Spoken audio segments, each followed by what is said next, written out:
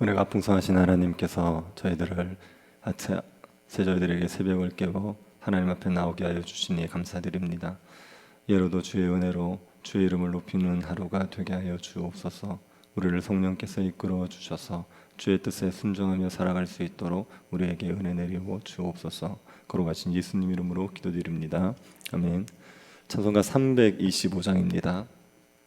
찬송가 325장입니다.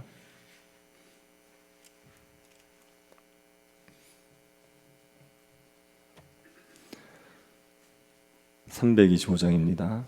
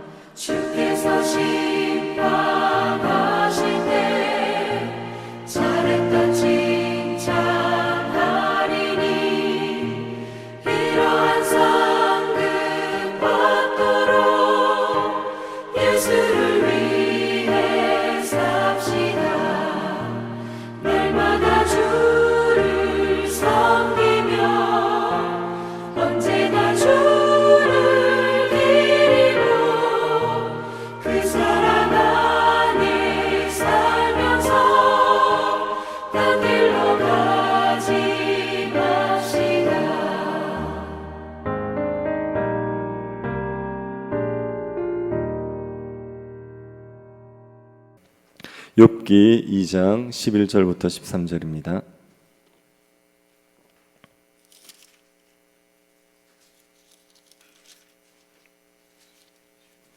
욥기 2장 11절부터 13절입니다. 찾아서 한 절씩 기도하겠습니다. 찾았으면 기도하겠습니다. 그때 욥의 친구 세 사람이 이 모든 재앙이 그에게 내렸다함을 듣고 각각 자기 지역에서부터 이르렀으니 곧 대만 사람 엘리바스와 수아 사람 빌닷과 나아마 사람 소발이라. 그들이 욥을 위문하고 위로하려 하여 서로 약속하고 오더니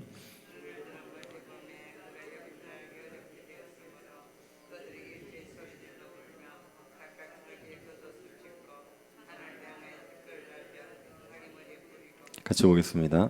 밤낮 7일 동안 그와 함께 땅에 앉았으나 욥의 고통이 심함을 보므로 그에게 한마디도 말하는 자가 없었더라. 아멘. 튀르키예 지진 피해가 있었습니다. 지진으로 인하여서 하루아침에 집을 잃고 가족을 잃고 혼자가 된 사람들이 있습니다. 만약 여러분이 아는 분이 지진으로 인해서 모든 재산과 가족을 잃고 혼자가 되었다면 여러분은 그분에게 무엇을 해주시겠습니까? 무엇을 해주실 수 있겠습니까? 무엇을 해줘야 할지 굉장히 막막하지 않겠습니까? 욥의 친구들의 심정이 이런 심정이었을 것입니다. 욥이 엄청난 재난을 당했습니다.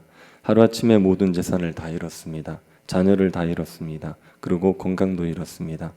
동방에서 가장 큰 자였고 모든 사람들이 부러워했고 존경했던 욥이 모든 사람들이 불쌍하게 여기는 사람이 되고 말았습니다. 이 소식을 듣고 욥의 세 친구들이 한달음에 달려왔습니다. 그들이 한 곳에 살지 않고 서로 다른 곳에 살았습니다. 엘리바스는 대만 사람입니다. 엘리바스라는 이름은 에서가 아다라는 아내에게서 낳은 아들의 이름과 같습니다. 욥의 친구 엘리바스와 에서의 아들 엘리바스가 같은 인물인지는 모릅니다. 그런데 엘리바스가 대만에 살았다는 것을 보면 같은 인물일 수도 있습니다. 대만은 에돔의 도시 이름입니다. 에서의 후손들은 에돔 지역에 살았습니다. 그리고 욥은 아브라함과 같은 시대의 사람으로 추정이 됩니다. 그러니 욥의 친구 엘리바스와 에서의 아들 엘리바스가 동일 인물일 가능성이 전혀 없지 않습니다. 어쨌든 엘리바스는 대만에서 왔습니다. 대만은 지혜 있는 사람이 많은 도시로 알려져 있습니다. 그런 엘리바스가 지혜 있다고 자부하는 사람이었을 수도 있습니다. 이 엘리바스가 대만에서 왔다면 욥을 만나기 위해서 최소 160km를 달려온 겁니다. 그 고대에 160km를 걸어오려면 몇 날 며칠이 걸리겠죠. 엘리바스는 욥에 대한 소식을 듣고 먼 길을 달려왔습니다. 빌닷은 수아 사람입니다. 수아가 어디 있는지는 알 수 없습니다. 그리고 소발은 나아마 사람이죠. 나아마도 어디인지는 정확히 알 수 없습니다. 하지만 이들이 욥의 소식을 듣고 타 지역에서 욥에게 온 겁니다. 이들이 욥을 찾아온 이유가 무엇입니까? 11절 하반절을 다시 한번 보시기 바랍니다. 그들이 욥을 위문하고 위로하려 하여 서로 약속하고 오더니, 이들은 욥을 위문하고 위로하기 위해서 왔습니다. 서로 약속을 하고 왔죠. 우리가 상갓집에 가면 친구들끼리 몇 시에 가자 약속을 하고 가지 않습니까? 욥의 친구들도 소식을 듣고는 서로 연락해서 언제 가자고 약속을 하고 함께 온 것입니다. 욥의 친구들은 서로 만나서 욥을 찾아갔습니다. 그들이 멀리서 눈을 들어서 욥을 봤습니다. 그런데 그들은 욥인지 알아볼 수가 없었습니다. 욥은 발바닥부터 정수리까지 종기가 뒤덮였습니다. 너무 간지러워서 질그릇으로 긁었습니다. 그러니 피부는 철과 상까지 나서 엉망이 되었지요. 또 재를 뒤집어 쓰고 있었으니 사람의 몰골이 아닙니다.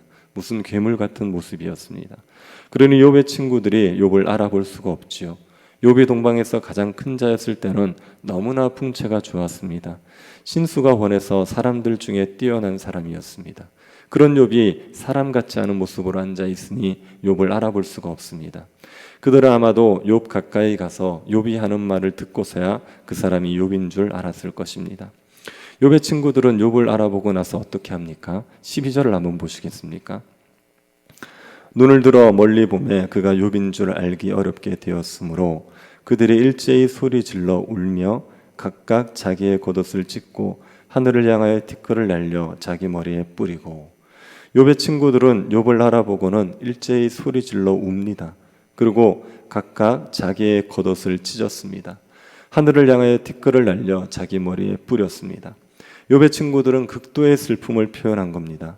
옷을 찢고 머리에 티끌을 뿌린다는 것은 애통할 때 하는 행동입니다. 욥의 친구들이 크게 애통했습니다. 욥의 친구들은 욥의 처지가 너무나 마음 아팠습니다. 어떻게 욥이 이 지경이 되었을까 하는 마음 때문에 너무 슬펐습니다. 그래서 욥과 함께 우는 것이죠. 욥이 죄를 뒤집어쓰고 슬퍼하고 있으니 욥의 친구들도 티끌을 뒤집어쓰고 함께 슬퍼하는 겁니다. 그리고 이들이 무엇을 했습니까? 13절 한번 보시기 바랍니다.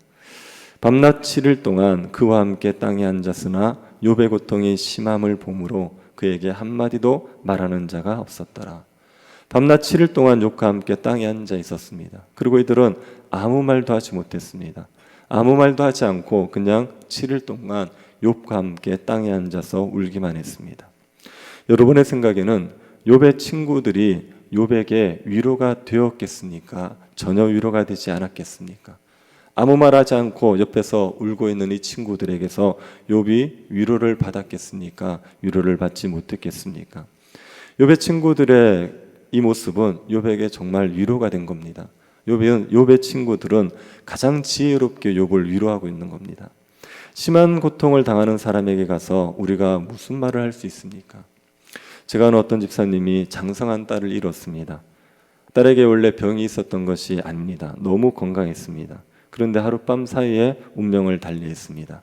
건강하던 딸을 하루아침에 잃어버렸습니다. 그 딸이 너무나 예쁜 딸이었습니다. 부모님에게 너무 잘하던 딸이었습니다.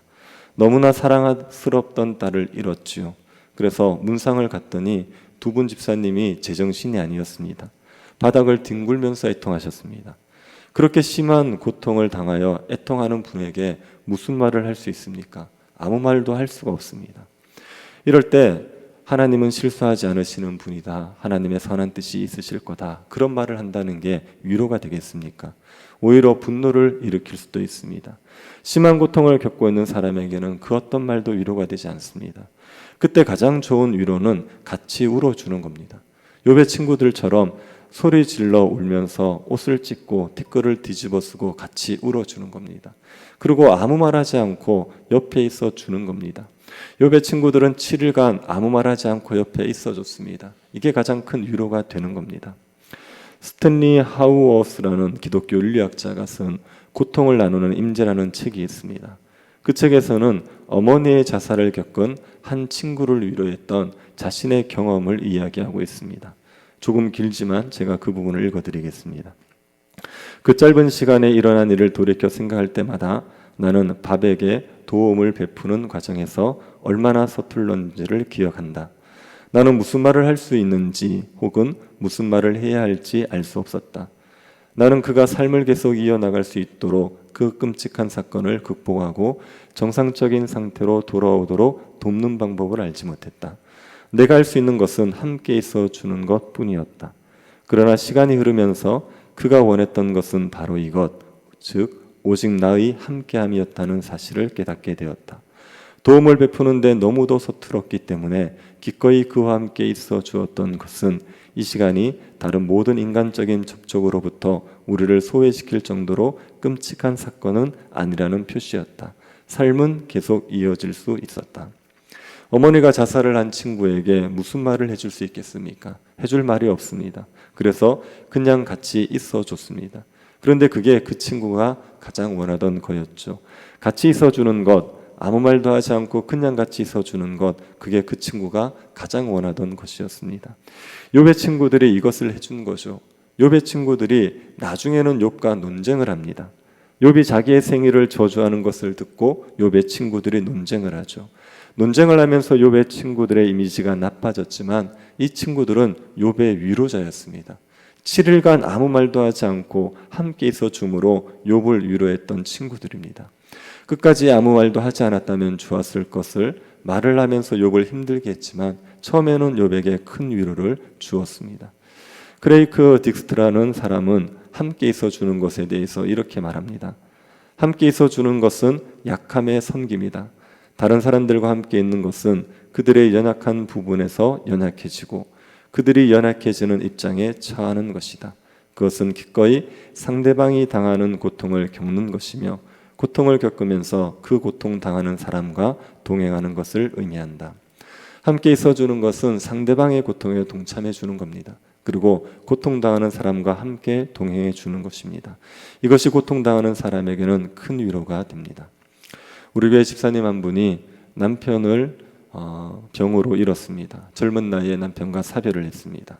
그 장례식에 성도들이 가서 많이 위로해줬죠.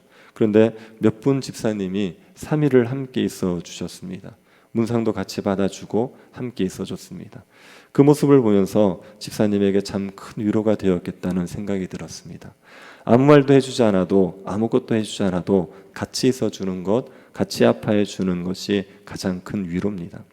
여러분, 심히 큰 고통 당하신 분들을 보시면 찾아가십시오. 찾아가셔서 아무 말도 하지 말고 그냥 함께 있어 주십시오. 함께 있어 주는 것이 수천 마디의 말보다 더 큰 위로가 됩니다. 하나님께서는 고통당하는 우리를 위로하시기 위해서 우리와 함께 하기로 하셨습니다. 하나님께서 인간의 몸을 입고 우리와 함께 하셨습니다. 우리와 함께 하심으로 심히 고통당하는 우리를 위로해 주셨죠. 그 하나님은 지금도 우리와 함께 하셔서 우리를 위로하고 계십니다.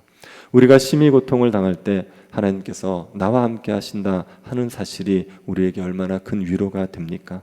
나를 고아와 같이 버려두지 않으시고 나와 함께 하신다는 사실이 우리에게 말할 수 없는 위로가 됩니다. 우리와 함께 하심으로 우리를 위로하신 하나님처럼 우리도 심한 고통을 당하는 성도들과 함께 해줌으로 그들의 위로자가 될 수 있기를 바랍니다. 아무 말을 해줄 수 없을 때 그저 말없이 함께 해줌으로 고통을 나누는 좋은 친구들이 될 수 있기를 바랍니다. 자비하신 하나님, 우리에게 은혜를 베풀어 주셔서 우리와 함께 하심으로 우리를 위로하여 주심을 감사드립니다.